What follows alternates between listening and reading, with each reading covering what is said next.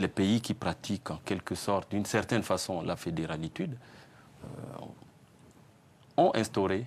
On peut les nommer. La Suisse, par exemple. Qui n'est pas en Afrique. Qui n'est pas en Afrique, mais ouais. On a aussi les Comores qui sont dans cette voie, c'est-à-dire que le premier point, ils font le fédéralisme et la subsidiarité. Le deuxième point, la présidence collégiale et tournante depuis 2001, qu'ils ont adopté un système de présidence tournante entre les trois îles, parce que vous savez que il y a Mayotte qui a quitté les Comores, s'est détaché des Comores pour aujourd'hui être un département français, ou en tout cas un territoire français.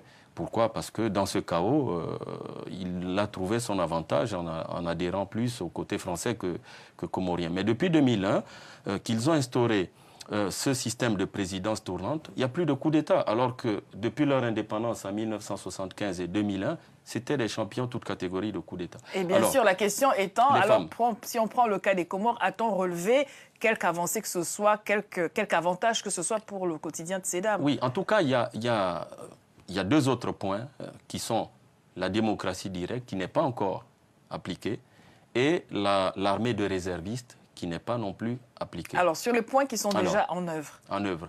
Le fédéralisme permet aujourd'hui de donner à chacune des îles, par exemple comoriennes, une place.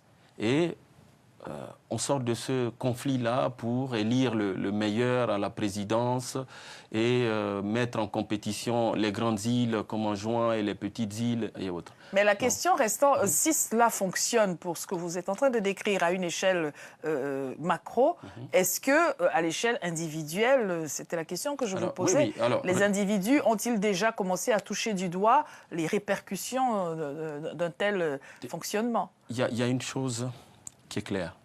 Dans un État en paix, vous pouvez prendre votre temps pour réaliser vos projets, même si votre maison, vous la construisez brique par brique chaque jour, au bout de 2 ans, de 10 ans, vous aurez une maison. Et au bout de 30 ans, vous transmettrez une maison à vos descendants. Mais quand vous êtes dans un environnement dont les institutions ne tiennent pas la route et qui, à chaque fois, on devra faire la guerre ou on fait la guerre, on recasse tout, on doit fuir son village pour aller dans des pays voisins ou aller sur d'autres continents, on ne capitalise pas les efforts de chacun. Donc, le fait déjà de stabiliser le côté institutionnel, on donne quelque part à l'homme des perspectives différentes qu'il n'avait pas avant. Parce que la pauvreté, c'est aussi quelque part la conséquence de l'instabilité. Si dans un foyer il n'y a pas de paix, comment voulez-vous qu'il y ait une prospérité quelconque?